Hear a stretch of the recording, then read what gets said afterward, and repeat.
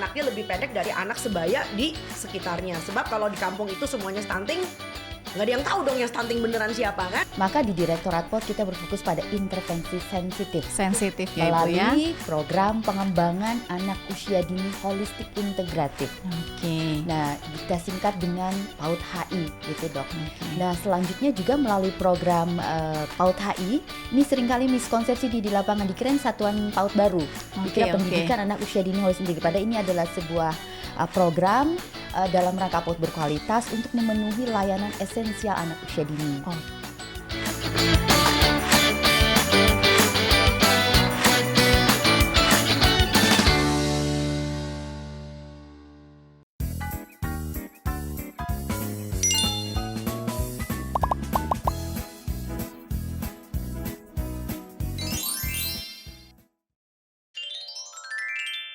Halo ayah bunda dan sobat PAUD dimanapun berada, berjumpa kembali dengan podcast PAUDpedia bersama saya Yani Sinulingga.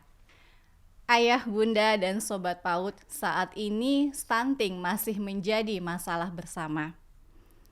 Statistik PBB mencatat lebih dari 149 juta atau 22% balita di seluruh dunia mengalami stunting, di mana 6,3 juta merupakan anak usia dini. Saat ini prevalensi stunting kita di negara Indonesia masih di angka 21,5%, di mana target tahun 2024 adalah di angka 14%. Apa sebenarnya stunting itu?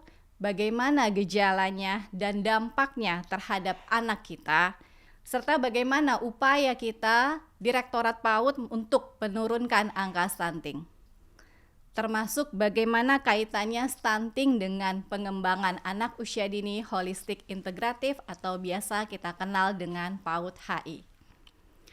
Hari ini kita akan kupas tuntas bersama dengan podcast pemenuhan layanan esensial anak usia dini dalam rangka percepatan penurunan stunting. Bersama kita sudah hadir dua narasumber hebat. Yang pertama adalah Dr. Tan. Selamat siang, Dr. Selamat Tan. siang.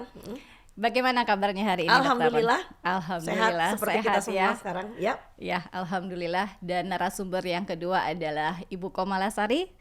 Terima kasih banyak. Sehat Ibu? Alhamdulillah sehat dan semangat hari ini karena bisa bersama dengan Dr. Tan. Iya, luar biasa memang kesempatan kita di siang hari ini. Dr. Tan merupakan seorang dokter sekaligus ahli gizi di masyarakat yang begitu banyak mengedukasi kita gitu ya, masyarakat terutama orang tua. Bagaimana sih sebenarnya memberikan nutrisi yang terbaik untuk anak usia dini. Ada juga Ibu Komalasari yang merupakan Direktur Pendidikan Anak Usia Dini di Direktorat PAUD. Kita sebagai pemerhati anak pastinya sudah sangat sering begitu ya mendengar istilah stunting. Mungkin langsung saja kita tanya kepada narasumber kita, apa sih dok sebenarnya stunting itu dok? Ya, stunting itu adalah suatu kondisi yang mempunyai ada 3 pokok permasalahan. So pokok yang pertama adalah gangguan gizi kronik. Jadi kronik ya, bukan akut ya. Jadi bukan anaknya diare 3 hari 3 malam tiba-tiba turun 15 1 kilo lalu kemudian atau 500 gram lalu tiba-tiba stunting. Oh tidak. Gangguan gizi kronik yang terjadi kapan? Sejak ibunya hamil sampai anak ini berusia 2 tahun. Itu kalau lamanya tuh kalau dihitung tuh 1000 hari pertama kehidupan seorang anak. Ya. Yang ditandai dengan, nah ini yang kedua. Yang ditandai dengan, saya nggak mau mengatakan tentang pendek ya. Sebenarnya semua anak yang pendek dijulit, saya aja pendek gitu loh ya. Tetapi kita harus ada syaratnya nih. Tinggi badan menurut umur, jadi bukan berat badan nih. Yang ditandai dengan tinggi badan menurut umur itu berada di kurva merah ke bawah yang ada di grafik di buku KIA. -2 standar deviasi ke bawah. Jadi tolong udah jangan lagi patokannya adalah anaknya lebih pendek dari anak sebaya di sekitarnya. Sebab kalau di kampung itu semuanya stunting, nggak ada yang tahu dong yang stunting beneran siapa kan. Jadi kita harus mempunyai patokan yang jelas, objektif, yaitu kurva. Nah yang ketiga, nah ini yang paling berat. Akibatnya, kalau nggak ada akibatnya mas sebodoh teing gitu ya. Tapi karena ini ada akibatnya. Akibatnya adalah kecerdasannya tidak optimal. Saya juga nggak mau mengatakan bodoh ya, sebab orang yang tinggi yang bodoh juga banyak gitu. Tapi kecerdasannya tidak optimal. Nah, ketidakoptimalan ini seringkali juga oleh para ibu suka ditolak ya. Anak saya pinter disuruh-suruh, anak saya bisa ngafalin Quran. Punten, patokannya bukan itu. Ya, patokannya adalah kecerdasan itu nanti bicara masa depan, kemampuan abstraksi, kemampuan nalar, kemampuan untuk berpikir dengan kritis. Ya, jadi anak ini mempunyai kendala nantinya besoknya di bidang itu.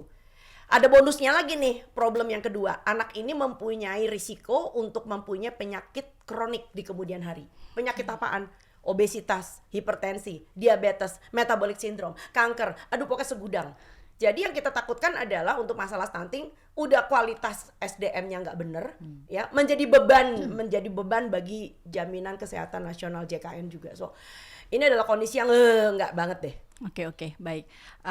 Punten, Dokter Tan, yang kami tangkap adalah yang pertama berarti kita bandingkan anak dengan dirinya sendiri begitu ya, Dengan bukan kurva. dengan Ya, kurva optimal WHO. Iya, tidak dibandingkan dengan anak sebayanya begitu ya. Tidak lagi. Oke. Jadi kuncinya adalah orang tua harus bisa membaca kurva ya, Dok ya. Setuju. Oke. Ayah, Bunda, dan Sobat PAUD, satu pesan kunci yang kita dapatkan dari Dokter Tan adalah kita orang dewasa begitu ya, terutama orang tua harus pandai, harus bisa membaca kurva gitu ya. Kita dapat melihat status gizi berarti ya, Dok ya. Iya, status gizi itu hati-hati karena itu ada kurva yang ketiga. Status gizi biasanya, nah ini nih, kita minimal harus punya 3 kurva minimal. Yang pertama adalah berat badan menurut umur, yang kedua tinggi badan menurut umur, yang ketiga adalah berat badan menurut tinggi badan. Nah, berat badan menurut tinggi badan itu adalah status gizi. Yang kerap kali saya mengatakan kurva racun. Kenapa saya bilang kurva racun, kurva yang ketiga? Karena kerap kali banyak orang tua yang anaknya stunting, tapi kalau dia langsung lompat di kurva ketiga, dia baca kurvanya adalah atau status gizi anaknya adalah normal, status gizi normal, tapi anaknya stunting, bisa loh. Bisa ya, Dok ya. Nah, lalu kemudian dipanggil sama kadar posyandu, Bu, anaknya stunting, ngamuk dia gila-gilaan. Karena wah, kurvanya bilang anak saya kok bisa saja karena yang dibandingkan di dalam status gizi adalah berat badan dibanding dengan tinggi badan. Jadi bayangin kalau anaknya pendek, berat badannya kecil, cucuk ya. Ya kelihatannya normal. Tapi kalau kita pilah satu-satu, wah, bobotnya aja kurang, tinggi badannya pendek. Nah, itu dia. Jadi membaca kurva itu juga harus teliti, harus kritis. Oke, harus kritis ya, Dok ya, karena kadang itu kayak kalimat yang menenangkan ya, Dok ya. Tingginya masih oke kok kalau berdasarkan berat badannya begitu ya. Jadi seolah-olah kita mengambil kesimpulan sendiri kalau gizinya tuh oke-oke aja kalau begitu ya. Kalau baca kurva yang salah. Kalau membaca kurva yang salah. Nah, ini PR kita bersama ya. Yuk, mari Ayah, Bunda, dan Sobat PAUD kita belajar untuk bisa membaca kurva dengan benar.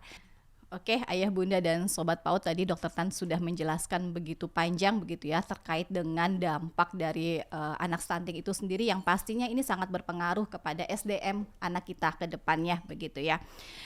Ternyata stunting tidak hanya menjadi ancaman begitu ya, Dok ya, bagi individu tetapi bagi satu negara ya, Dokter Tan ya.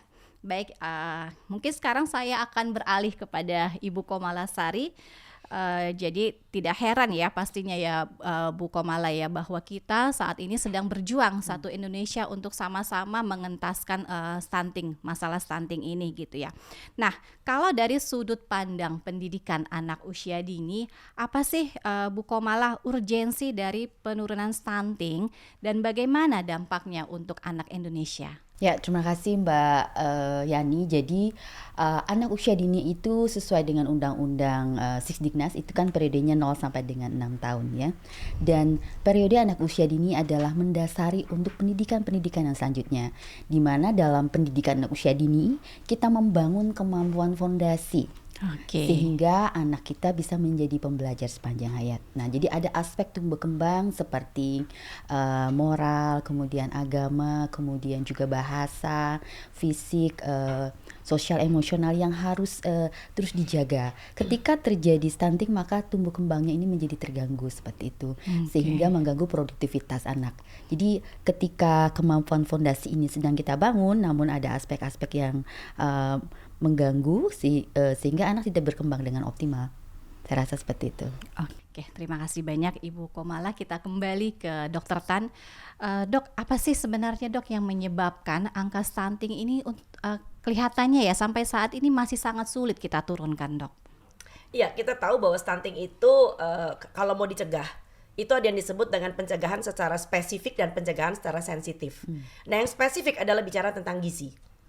Tapi tahu nggak, yang namanya pencegahan sensitif itu justru 70% loh. Di luar gizi, 70% itu justru merupakan suatu kontributor daya ungkit yang lebih potensial daripada kita ubak-ubakan cuma soal makannya aja. Ya, sebab begini, kalau kita misalnya menjadi seorang sinterklas membagi makanan sampai ke pelosok, tapi edukasi orang tuanya nggak nyambung, tapi sanitasi buruk, tapi masih banyak perokok berkeliaran, tapi sarana air bersih nggak nyampe. Ya, air PDAM-nya itu kalau buat mandi aja gatel-gatel misalnya, maaf, nggak bisa dipakai buat minum. Tapi sarana jamban masih kacau. So ini mau gimana? Makanya kita nggak kelar-kelar gitu ya, karena kebanyakan orang pada era sekarang itu masih fokusnya kalau bicara stunting, gizi. Padahal gizi itu cuma 30%. Yang 70% itu adalah di luar gizi. Jadi termasuk ya, kenapa saya mau diundang di Direktorat PAUD ini, karena saya merasa justru ini yang menjadi the basic foundation. Jadi seperti tadi Bu Komala mengatakan bahwa kalau kita mau mempunyai basic foundation itu ibaratnya seperti Anda punya ember. So ember itu harus bakoh, harus kokoh, rapet. Jadi pendidikan PAUD itu ibaratnya adalah Anda menyediakan ember yang kualitasnya baik. Anda bayangkan kalau ember ini bocor, bolong-bolong di sana sini, ya, dari sisi makanan atau pemenuhan gizi ancur-ancuran, sisi sanitasi berantakan, ya, edukasi tentang moral orang tuanya juga ancur-ancuran, ya. So Anda mau nuangin air berapa banyak ke ember ini akan bocor terus embernya karena dia tuh berlubang, ya. Jadi kurang lebih seperti itu, Mbak Yani. Oke, luar biasa ya, ternyata stunting ini penyebabnya tuh luas sekali ya, Dok ya. Oh ya, kontributornya banyak banget. Kontributornya luar biasa, banyak banget. Kemudian tadi juga yang kita notice ada literasi gitu ya, Dok ya. Literasi orang tua, kemudian tadi dokter juga sempat menyinggung masalah perokok. Ya, ternyata ini berpengaruh ya, Dok ya, terhadap stunting ya. Begini, kenapa rokok itu menjadi berpengaruh? Nomor satu, orang rokok itu bukan cuma sekedar asapnya. Ya, bahkan asapnya itu banyak orang, sekarang udah ada vape, jadi baunya bisa lavender, bisa bau mint gitu ya, bukan bau tembakau lagi gitu kan ya. Tar dulu. Tetapi basic dari orang merokok adalah penggunaan nikotin. Punten. Nah, yang menjadi problem adalah setiap orang merokok, mau pakai vape, elektronik atau elektrik atau apapun atau rokok konvensional, itu menghasilkan asap. Dan di dalam kumpulan asap kebul itu ada yang namanya karbon monooksida. Gas CO. Gas CO itu adalah seperti yang keluar dari knalpot motormu itu. Nah, gas CO itu kalau diikat oleh sel darah merah manusia, sel hemoglobin, maka ikatan CO dengan hemoglobin 240 kali lipat lebih kuat daripada hemoglobin bisa ngikat oksigen. Padahal anak ini bisa tumbuh kan kalau ada oksigen, bukan dikasih gas CO. Nah, itu sebabnya kenapa ayah-ayah perokok yang ibunya terpapar asap rokok, ibunya lagi hamil, anaknya punya risiko berat badan lahir rendah, BBLR. Dan kalau nanti anaknya sudah lahir, bapaknya masih ngudut atau berada di lingkungan yang tidak kondusif ya, termasuk asap ini ya, asap polusi ya, maka anak ini akan rentan menjadi PPOK. PPOK adalah penyakit paru obstruktif kronis. Jadi anaknya napasnya grok ya. Udah diobatin bolak-balik antibiotik udah berapa cure tetap aja nggak sembuh, grok lagi. Anda bisa bayangin betapa lelahnya anak ini untuk tumbuh, sehingga dia walaupun makannya bagus, apalagi kalau makannya jelek, makannya bagus, makannya nggak jadi daging, tapi cuman habis buat merangin penyakit, buat memulih, and then sakit lagi. Dan paru-paru anak yang terpapar dengan asap rokok itu rentan terkena TBC. Jadi TBC itu memang ditularkan oleh orang yang menderita TBC, tetapi kalau paru-parunya tidak sehat, maka dia lebih rentan sekian kali lipat untuk terpapar TBC. Jadi Anda bisa bayangin anak stunting itu tidak semata-mata karena masalah gizi, tapi juga bolak-balik menjadi sakit. Karena lingkungannya sakit. Oke. Nah, ini luar biasa sekali ya, Ayah Bunda dan Sobat PAUD ya. Jadi benar-benar peran orang dewasa, literasi kita gitu ya, terutama para perokok, yuk bareng-bareng gitu ya. Ini bukan hanya masalah udara bersih, tapi memang hak anak ya, Dok ya. Itu adalah hak anak dan hak untuk hidup. Iya, hak untuk hidup, hak untuk bertumbuh dan berkembang dengan optimal gitu dan ya. Dan itu akan melampaui hak untuk yang merokok. Maksudnya gimana nih dok? Karena hak untuk hidup, hak untuk bertumbuh, dan hak untuk berkembang itu mestinya lebih tinggi Oh, oke. daripada hak untuk kesenangan diri. Bagaimana sih sebenarnya Direktorat PAUD ini ya Bu ya untuk berjuang bersama-sama untuk mengatasi masalah stunting ini Bu Ya, yang luar menyam- biasa. Betul, menyambung dari Dokter Tan tadi ada menyebut intervensi spesifik dan intervensi sensitif.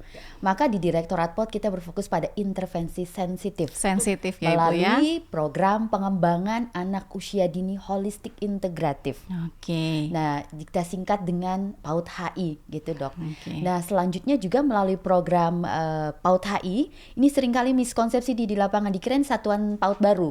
Dikira Oke. pendidikan anak usia dini holistik integratif. Padahal ini adalah sebuah program dalam rangka PAUD berkualitas untuk memenuhi layanan esensial anak usia dini. Oke. Jadi melalui program PAUD HI ini di Direktorat PAUD kita ingin memastikan agar satuan-satuan PAUD kita ada 204.906 satuan PAUD di seluruh Indonesia itu bisa memberikan layanan esensial anak usia dini yang dapat kita lihat melalui 8 indikator layanan anak usia dini. Oke. Apa saja tuh Bu Komala? Yang pertama kelas Oke. orang tua. Nah, di kelas Oke. orang tua ini tadi bagaimana kita memberikan edukasi kepada orang tua termasuk bagaimana gizi, kesehatan, PABS dan sebagainya. Dan ini dilakukan di satuan-satuan PAUD. Yang kedua adalah bagaimana satuan PAUD juga berperan untuk memantau pertumbuhan anak. Oke. Yang ketiga, memantau perkembangan anak. Yang keempat, satuan PAUD berkoordinasi dengan unit lain untuk melakukan pemantauan terhadap gizi dan kesehatan. Oke. Kemudian juga memastikan terbiasakannya PHBS, Oke, pola PHB. hidup bersih dan sehat. PHBS. Nah, berikutnya di satuan PAUD itu juga memberikan layanan makanan tambahan atau makanan sehat yang bergizi lah seperti itu. Kemudian juga terkait dengan perlindungan terhadap anak, pemantauan terhadap identitas kependudukan. Dan yang terakhir ini tentu ini juga paling struggling ya, tentang tersedianya fasilitas sanitasi di satuan-satuan PAUD kita. Nah, melalui program ini tentu PAUD-PAUD kita yang ada di seluruh Indonesia tidak bisa sendiri, maka ini harus berkoordinasi dengan banyak pihak. Misalnya bagaimana memberikan edukasi kepada orang tua, tentu bisa berkoordinasi dengan ahli gizi yang ada di puskesmas. Kemudian bagaimana melakukan pemberian makanan tambahan atau memantau pertumbuhan dan perkembangan anak, tentu juga bisa berkoordinasi dengan posyandu atau puskesmas yang ada di daerah.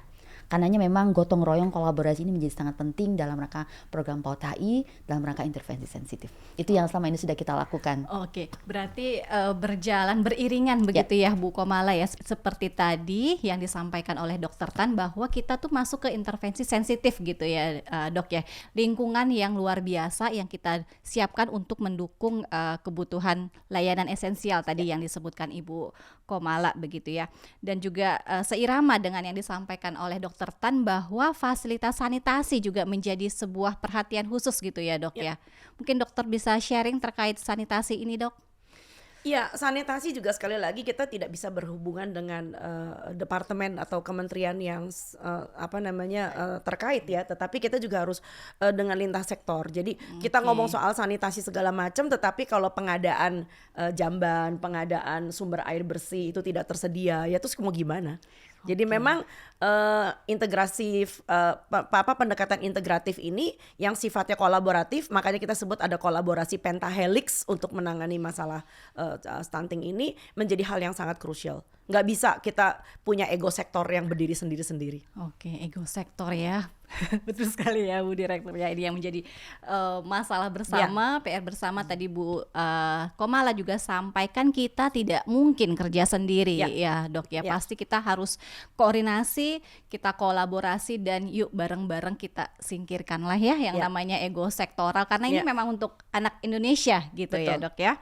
Nah, menurut Dokter Tan untuk mendukung tadi yang sudah disampaikan oleh Ibu Komala begitu ya, terkait implementasi pengembangan anak usia dini holistik integratif, hal apa sih Dok yang perlu kita perhatikan terkait dengan kesehatan? Ini suatu pertanyaan yang dalam banget karena kalau bicara tentang kesehatan tentu bukan bicara tentang solusinya apa. Maka kita harus pahami dulu yang saya udah bilang dari berkali-kali tentang kesiapan seorang wanita dan seorang pria untuk menikah.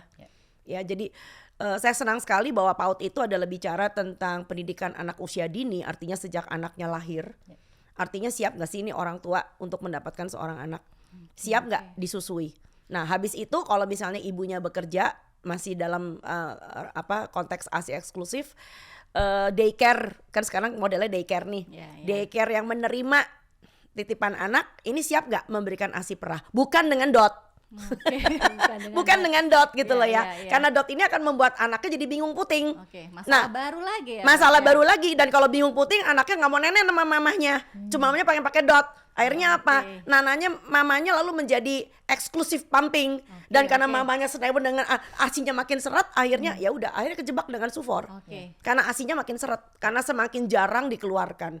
Prinsip produksi ASI adalah semakin sering dikeluarkan, semakin sering dihabiskan, maka ASI akan diproduksi makin banyak. Nah, bagaimana supaya daycare ini menjadi daycare yang juga berkualitas? Karena orang tua boleh dibilang bekerja lama banget ya durasinya ya. Let's say dari jam 7 pagi sampai kadang-kadang ada yang jam maghrib gitu loh ya. Jadi separuh dari hidupnya anak itu ada di dalam daycare. Nah, bagaimana di dalam daycare betul-betul care, bukan scare. Sesuai namanya ya. Betul, daycare gitu ya. Lalu bicara juga tentang pemberian makan ketika anaknya ini makan siang, ketika anaknya mendapat kudapan, anaknya mendapat stimulasi enggak? Ya, jadi daycare yang sehat itu juga pengasuhnya juga, dan semua orang yang terlibat itu harus mempunyai suatu pemahaman yang benar tentang pengasuhan anak. Sebab stimulasi itu harus dilakukan setiap hari, kayak kita bikin PR. Nggak bisa cuma weekend doang ketika bapak ibunya lagi libur di rumah baru stimulasi. Itu pun nggak stimulasi, biasanya anaknya di jalan ke mall, diajak jalan. Jadi sekali lagi ini tidak mudah, sangat tidak mudah. Tetapi bismillah kita pasti bisa. Kalau kita mau mulai dengan niat baik dari semua orang. Oke, terima kasih banyak nih dokter tadi menyiapkan kesiapan untuk menjadi orang tua begitu ya. Karena seperti yang kita ketahui juga ya Bu Komala ya, tidak ada sekolah begitu ya untuk menjadi orang tua, dan ternyata luar biasa menjadi orang tua ini begitu ya. Bagaimana nanti ketika katakanlah seorang ibu sudah menjadi seorang ibu, kemudian dia katakanlah juga bekerja begitu ya. Banyak sekali ternyata PR-PR di depan yang sudah menanti begitu ya. Oke, terima kasih. Kemudian Dokter Tan, sepertinya banyak ya yang bisa kita lakukan untuk mencegah dan menurunkan angka stunting di Indonesia ini ya dok ya. Mungkin untuk saat ini dari sisi pendidikan ya, izin saya ke Bu Komala, bagaimana sih sebenarnya kondisi dan tantangan yang kita hadapi dalam rangka yang tadi Bu Komala sampaikan dalam rangka memenuhi indikator pengembangan anak usia dini holistik integratif. Oke, di sini mungkin saya akan bicara tentang data ya. Dari data Dapodi kita, data pokok pendidikan kita di Kemendikbudristek itu di tahun ajaran semester genap 2023-2024 dari 204.000 satuan PAUD kita itu baru 78% yang dapat memenuhi minimal 6 dari 8 indikator yang saya sebutkan tadi dalam rangka pemenuhan layanan holistik integratif, pemenuhan layanan esensial anak usia dini. Dan hanya 5,38% satuan PAUD kita yang dapat memenuhi 8 indikatornya.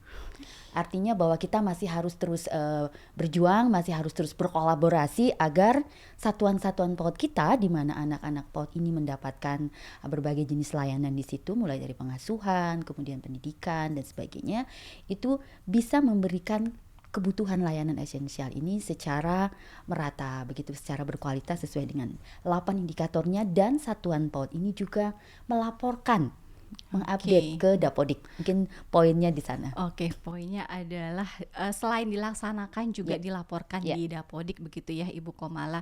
Tadi saya mencatat ternyata untuk bisa menerapkan 8 tadi yang Ibu sampaikan indikator dari jumlah satuan PAUD kita yang begitu banyak tadi ya 204.000 sekian, ternyata baru 5,38% yang bisa menerapkan ke-8 indikator tersebut. Jadi betul sekali Dokter Tan, ternyata PR kita luar biasa. Dan mungkin tantangannya apa sih Bu Komala untuk kita bisa satuan PAUD ini benar-benar bisa menerapkan 8 indikator tersebut gitu ya untuk melaksanakan PAUD HI itu sendiri. Dengan siapa sih sebenarnya satuan PAUD ini harus berkolaborasi Ibu? Ya. Yang paling utama saya sepakat tadi dengan Dokter Tan adalah orang tua, ya. Jadi kuncinya di orang tua ya. Kemudian dalam rangka memenuhi kebutuhan esensial anak usia dini, tentunya satuan PAUD ini harus berkoordinasi, bekerja sama dengan dinas pendidikan, Dinas Kesehatan, kemudian juga ada Dinas Sosial, BKKBN. Mungkin harus sebut satu-satu nih ya. Oke, iya betul karena PR BKKBN, bareng-bareng ya. tadi ya. Kemudian juga ada Posyandu. Oke, ada Posyandu. Kemudian juga ada mitra-mitra tokoh masyarakat yang mana ini sebenarnya merupakan satu satuan tugas ya, gugus PAUD HI yang berkolaborasi bersama agar satuan-satuan PAUD kita ini dapat melaksanakan dan memenuhi layanan esensial anak usia dini. Oke, baik, luar biasa. Kata kuncinya adalah kolaborasi ya Bu Komala ya dan Dokter Tan. Jadi benar-benar ini adalah PR bersama ya Dok ya, tidak hanya orang tua, tidak hanya OPD begitu ya, tetapi semua pihak harus benar-benar aware begitu ya, bahwa stunting ini adalah masalah bareng-bareng begitu ya. Oke, saya kembali ke Dokter Tan, izin. Kalau menurut Dokter Tan ini ya, tadi Bu Komala sampaikan bahwa di dalam 8 indikator itu ya Dokter Tan ya, ada yang namanya PMT kepada anak yang ada di satuan PAUD. Nah, kira-kira menurut Dokter Tan ini PMT yang seperti apa sih yang sebenarnya itu oke untuk anak PAUD kita? Monggo Dok. Ya, yang pertama adalah sesuai dengan namanya pemberian makanan tambahan. Oke. So tambahan itu artinya tidak menggantikan makan utama. Oke. Ya, jadi ini yang seringkali orang suka salah tafsir ya. Yang utama adalah 3 kali makan pagi, makan siang, makan malam. Nah, pemberian makanan tambahan ini kalau dari sudut pandang dari Posyandu Kesehatan itu ada 2 jenis. Ada yang namanya PMT penyuluhan, ada yang namanya pemulihan. Nah, kalau yang namanya penyuluhan itu biasanya suka dibagi setiap kali Posyandu, sebulan sekali. Nah, namanya juga penyuluhan, artinya kader ini harus bisa menyiapkan, bahkan memberitahukan isinya apa, kenapa ini baik, dan berasal dari bahan-bahan lokal. Oke. Nah, yang menjadi challenge adalah, nah ini dia, orang kita tuh naif sebetulnya ya, lugu, naif, innocent. Nah, kerap kali kalau kita punya satuan-satuan kayak begini suka disilahturahmi oleh para produsen yang diam-diam menggunakan satuan-satuan kita ini untuk menjadi sarana promosi dong. Nah, akhirnya apa? Banyak banget, ini ngomong di lapangan ya. Iya, Banyak banget Posyandu sekarang menjadi etalase minimarket, Mbak. Oke. Ya, aneka susu berasa-rasa, gulanya banyak, rasa coklat, rasa vanili, rasa stroberi, apapun itu ya. Jadi itu salah satu contoh. Lalu produk-produk kemasan. Ya, nah, yang lebih repotnya lagi, ini juga didorong bukan cuma dari kadernya aja, tetapi juga dari orang tua. Dasar orang tuanya juga sih. Misalnya nih, kalau dikasih telur puyuh sama pisang, ada orang tua yang sengak. Kayak gitu mah gue juga bisa bikin di rumah. Ngapain sih? Nah, jadi ada beberapa pos-pos itu yang justru kalau memamerkan kayak gitu kayak bangga, bisa menarik gitu ya, memamerkan produk etalase supermarket, minimarket. Jadi ini adalah suatu salah kaprah yang mesti kita benahi. Jadi PR kita memang banyak banget nih. Di satu sisi adalah bagaimana kita bisa membuat kader Posyandu dan semua yang terlibat di dalam PAUD juga, teman-teman PAUD itu untuk mempunyai semacam kayak self establishment yang saya ini menarik bukan karena ada produknya, tapi karena saya mampu membuat kalian menjadi lebih aware dengan kesehatan, punya literasi dan sebagainya. Dan yang kedua tentu saja sekali lagi yang tadi Ibu Komala saat mengatakan bahwa yuk kita bicara tentang niat baik dari semua orang. Ya, so kita tidak menutup kemungkinan bekerja sama dengan industri, enggak. Ya, kita tidak menutup kemungkinan kerjasama dengan pengusaha. Tapi tolong kita punya PAUD, kita punya Posyandu bukan menjadi sarana promosi produknya dia. Kan namanya kan mau berkolaborasi. Artinya tanya kebutuhannya apa. Mungkin rumah PAUDnya butuh pembenahan, gentengnya ada yang bocor, lantainya masih semen, perlu dikeramik. Sanitasinya. Coba yuk kalau mau nyumbang itu deh. Gitu loh ya. Jadi atau barangkali menyumbang dalam bentuk soft skill. Misalnya bagaimana mengolah keuangan, ya kan perusahaan-perusahaannya kan perusahaan besar yang punya manajemen keuangan baik. Gimana caranya bisa jadi cuan gitu kan ya. Nah, bagaimana kita punya sarana-sarana di daerah juga bisa mendapatkan edukasi tentang pengelolaan keuangan keluarga dan sebagainya. Saya rasa kok ini keren banget gitu tuh, adalah suatu sumbangan yang luar biasa tanpa harus membawa logo saya jualan ini loh gitu loh ya. Jadi kayaknya itu nggak etis deh. Oke. Ternyata banyak begitu ya kerjasama yang sebenarnya bisa ditawarkan oleh industri tadi ya. Betul Dokter banget. Tan sampaikan, jadi bukan produk sebenarnya ya. Betul. Dok ya. mungkin juga bisa mengedukasi mungkin ya dok Ya, ya. makanya kenapa Ya? mereka menjadi industri raksasa di Oke, Indonesia. oke. Coba kasih tahu rahasianya bagaimana, sehingga Ya, para, ya, para, ya. para penjual arem-arem dan lepet Ya. suatu hari juga bisa go international gitu. Iya iya iya, lemper juga ya dok ya. Iya dong gitu kan, Iya, keren iya, iya. gitu loh ya. Siap. Oke, berarti tadi dokter sampaikan sebenarnya itu bahan pangan lokal ya dok ya. Tadi Ya. ada telur puyuh, ada pisang yang itu sebenarnya mudah didapatkan. Betul. Ya. Saya adalah dokternya barangkali udah keluyuran yang terbanyak dari ujung pulau Sumatera sampai ke ujung Papua. Saya tidak pernah melihat satu jengkal tanah air kita yang miskin. Oke. Tanah air ini luar biasa kayanya. Ya, sampai semua kekayaan kita itu disedot sama orang asing, jujur aja. Karena apa? Karena petani kita, nelayan kita butuhnya duit. Ya.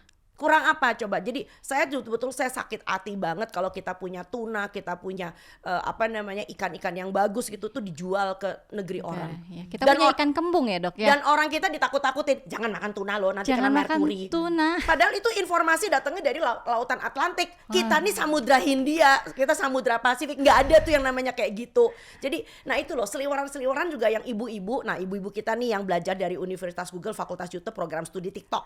Luar biasa. Itu mereka tuh kalau ngeliat kayak gitu, oh jadi anak gue nggak boleh makan tuna dong. Ternyata makan ini bahaya. Wah yang itu ada racunnya. Wah itu toksik. Tanpa divalidasi. Tanpa Betul. validasi. Nah itu gunanya PAUD. Ya ya ya. Melakukan validasi tentang ini benar gak sih informasinya. Oke Jadi oke. fobia. Jadi fobia karena ilmu yang kita dapat, literasi yang kita dapat itu dari influencer ya dok. Jadi sebenarnya kita tuh kaya banget ya dok ya. Sumber bahan pangan lokal itu mudah sekali Ya, diakses tapi ya. dijulit. Ya betul ya Bu Komalai, dari Sabang sampai Merauke. Oke, betul. Semua PAUD kita sebenarnya bisa akses apa tadi, protein. Protein hewani luar biasa. Protein hewani banyak sekali, ikan. Udah ya jangan dibilang makan ikan cacingan ya, capek. Dan jangan pernah bilang lagi makan telur bisulan. Dia tuh ketularan temennya kemarin korengan. Gitu loh. Jadi bukan karena telurnya, please deh. Oke, jadi mudah-mudahan 2024 ini udah nggak ada lagi tuh info makan ikan cacingan ya dok ya. Makan telur bisu. Makan telur Masih lama nggak bisulan. dikeluarin basi. Oke, Masih basi. yuk jadilah Basi banget. orang tua cerdas, jadilah ibu cerdas, jadilah ayah cerdas Yo, ya dok ya. Yo asik banget deh. Oke dok ya, jadi mungkin itu ya dok ya untuk orang tua dalam rangka tadi untuk pemberian makanan tambahan ya Ibu Komala, banyak sekali yang bisa disiapkan di Dan itu rumah. bisa buat contoh. Bisa buat contoh. Sehingga ibu-ibunya ini kalau lagi nganggur di rumah nggak ngapa-ngapain gitu ya, daripada ngadi-ngadi, Ngadi-ngadi. ya mendingan dia bikin sesuatu. Oke. Lebih hemat lagi. Kan Iya, ekonomi iya. lagi seret nih. Iya, Ya iya. kan? Pakai kebutuhan yang bisa dibeli dari pasar segala. Itu kan meningkatkan ekonomi sirkuler, tak elah. Asik. Ya jadi pedagang atau petani atau nelayan yang ada di daerah situ juga mendapat uang dari ibu-ibu yang belanja sama mereka. Iya, iya, Ya lalu iya. gizinya baik, anaknya pinter, beli lagi makanan dari situ. Ini disebut dengan cita-cita bangsa kita sebetulnya bicara tentang ekonomi sirkuler. Oh, oke, Itu baik. membuat kita menjadi mandiri, swadaya, swadana, swadesi, dan swasembada. Bismillah. Luar biasa ini dokter Tan ini luar biasa loh. Saya bisa melihat dokter Tan dan juga Bu Komala kecintaannya yang luar biasa ya kepada negara kita gitu ya, Indonesia, dengan semangat yang Ya, luar biasa menggebu-gebu ya. Semuanya ternyata satu lingkaran yang saling terkait begitu ya, Yes. Dok ya. Oke, jadi boleh nggak misalnya kita sampaikan gitu ya, Dok ya. Yuk ayah bunda pelan-pelan bisa kok semua gitu ya kita lakukan dari diri sendiri, Ya. berangkat dari rumah, bekal anak ke PAUD pun bisa kok kita siapkan gitu ya, tidak harus beli di minimarket gitu ya, yang pastinya kandungan gizinya jauh lebih sehat gitu ya dok Tapi ya. sebentar. Oke. Kita bukannya ngejulit sama produk Iya, industri loh ya. iya, Sebab iya. bisa saja kita memproduksi banyak sekali Betul. makanan-makanan kemasan. Oke. Tebak buat apa? Dilempar dong ke Timbuktu. Oke. Nggak tahu kan petanya Nggak tahu. gimana? Saya Apa aja nggak tuh? tahu.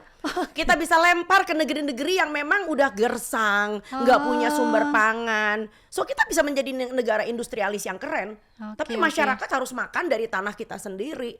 Tapi produk-produk kemasan kita lempar. Ini kan bagian dari solidaritas internasional juga kan, gitu loh luar ya. biasa. So kita bisa ikut membantu negara-negara yang memang masih struggling dengan kebutuhan pangan mereka. Tapi bukan berarti tanah air yang kaya kita makan kemasannya. Iya, Nggak terima saya. Enggak terima. Nggak terima saudara-saudara.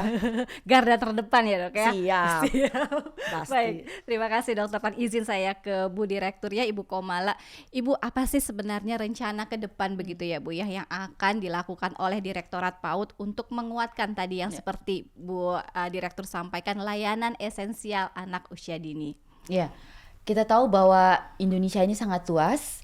Jumlah satuan PAUD kita sangat banyak, ekosistem kita tentu sangat dinamis, beragam kondisinya. Tapi niat baiknya adalah bahwa pertama kita ingin memastikan bagaimana awareness. Dari awareness ini akan menguatkan komitmen begitu. Nah, jadi what dan why-nya mengapa kita harus melakukan program pengembangan anak usia dini holistik integratif ini harus kuat.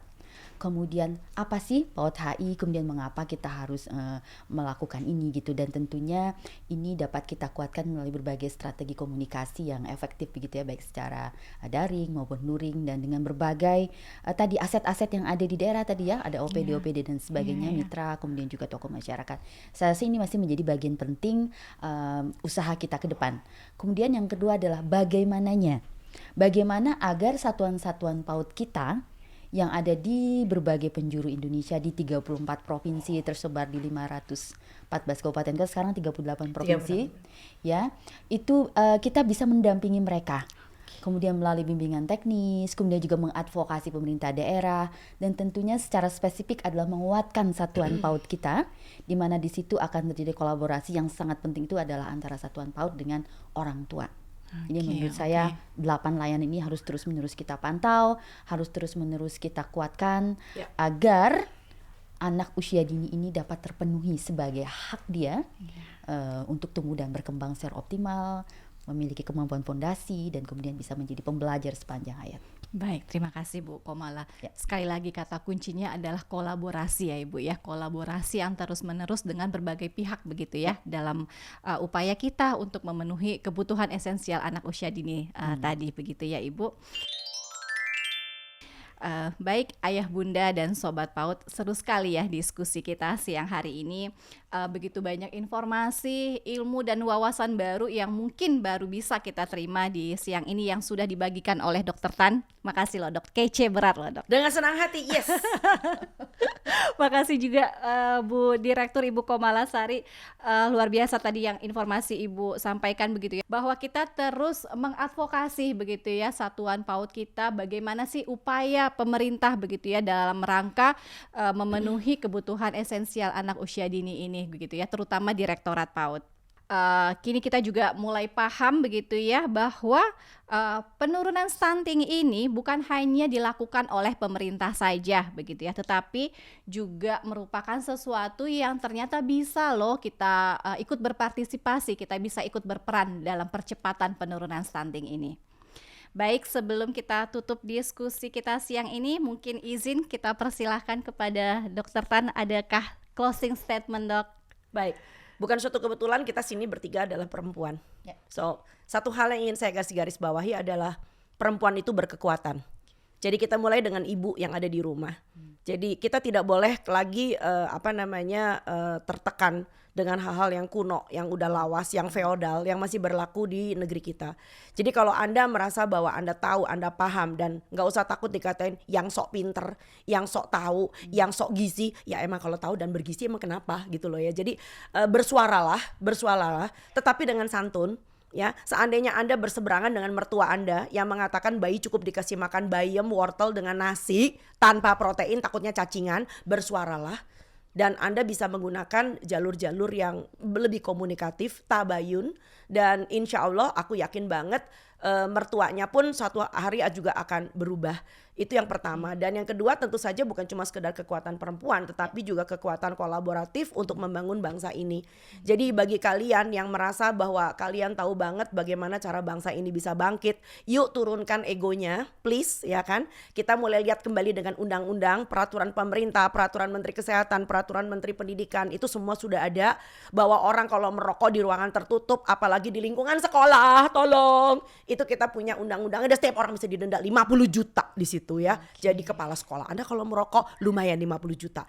Ya, kalau guru Anda lumayan 50 juta. Jadi semua yang melawan aturan pemerintah dan aturan-aturan yang dimaksudkan untuk masa depan bangsa yang lebih baik tolong ditegakkan. Supaya jangan sampai kita adalah negara penghasil aturan, kita penghasil undang-undang, tetapi cuma buat ya hiasan di atas meja.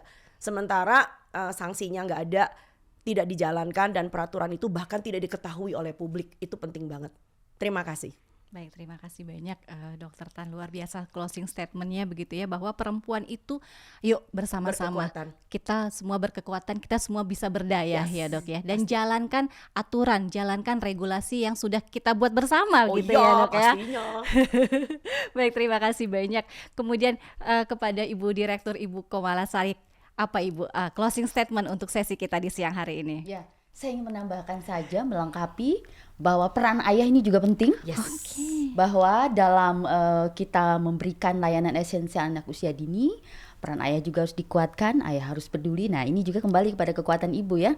Bagaimana dalam satu keluarga ini bisa berkolaborasi, bergabung sebagai satu tim, satu tujuan, PAUD berkualitas dalam pemenuhan layanan anak usia dini. Kemudian yang kedua, saya juga ingin mengajak melalui kesempatan yang baik ini, mari kita terus berkolaborasi ya, menguatkan sinergitas kita dalam rangka memastikan anak-anak kita, khususnya di satuan PAUD 0 sampai dengan 6 tahun yang saat ini, Dok, mungkin bisa saja mereka tidak di satuan PAUD ya. Mereka belum masuk di PAUD, tapi mereka di rumah diasuh oleh orang tuanya. Yuk mari kita sama-sama menguatkan pemahaman kita, awareness kita dan komitmen kita agar anak-anak kita bisa tumbuh kembang, mereka dapat terlayani, dan aspek-aspek perkembangan tadi seperti fisik, motorik, kognitif, sosial, emosional, bahasanya dapat kita stimulasi sehingga mereka menjadi anak yang sehat, cerdas, dan berkarakter. Oke, luar biasa ini Ibu Komalasari begitu ya, luar biasa closing statementnya begitu ya Bu. Tadi Ibu sampaikan peran ayah ya Bu ya. Yuk sama-sama ayah juga harus bonding gitu ya dengan anaknya begitu. Kemudian juga kolaborasi semua pihak gitu ya. Karena tadi yang disampaikan oleh Bu Komala ya Dokter Tan ya, bahwa ada juga anak kita yang mungkin belum terlayani gitu ya, belum masuk ke dalam satuan PAUD begitu ya Bu Dir ya. Jadi yuk sama-sama tadi Bu Dir sampaikan kita berkolaborasi, bersinergi karena tumbuh kembang yang optimal itu adalah hak setiap anak ya. Begitu Izinkan ya. saya menambahkan, it takes a village to raise a kid. Iya, Yes. luar biasa, butuh satu Desa, satu kampung, sak negara. Luar biasa. Untuk membesarkan satu orang anak saja. Luar biasa. Bayangkan kalau satu orang anak menjadi spesial, maka insya Allah seluruh anak di Indonesia menjadi anak-anak yang berkualitas. Aduh, merinding saya. Luar biasa, butuh satu kampung, satu desa, bahkan satu negara ya, untuk mendidik satu orang anak untuk menjadi anak yang berkualitas. Oke, luar biasa. Terima kasih banyak Dokter Tan dan juga Ibu Komalasari yang telah meluangkan waktu dan berbagi ilmu yang luar biasa di podcast Paudpedia di sesi siang hari ini. Kami sangat menantikan pastinya ya Dok ya sesi-sesi berikutnya yang luar biasa, mudah-mudahan bisa menjadi sebuah pencerahan untuk kita semua. Terima kasih banyak Ibu Direktur, sekali lagi terima kasih banyak Dokter Tan. Ayah, bunda, dan sobat PAUD dimanapun berada, mari kita berkomitmen untuk bersama mendukung kesehatan anak Indonesia. Dan jadilah bagian dari upaya pengentasan dan penurunan angka stunting demi mewujudkan generasi masa depan Indonesia yang sehat dan cemerlang. Saksikan podcast episode selanjutnya. Jangan lupa subscribe channel ini agar ayah, bunda, dan sobat PAUD tidak ketinggalan informasi menarik seputar PAUD. Dan ikuti kami di media sosial Direktorat PAUD dengan nama Paudpedia. Kita ada Instagram, ada TikTok, ada Twitter, dan juga kita punya channel YouTube.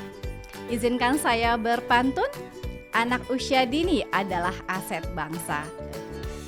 Pendidikan berkualitas kuncinya.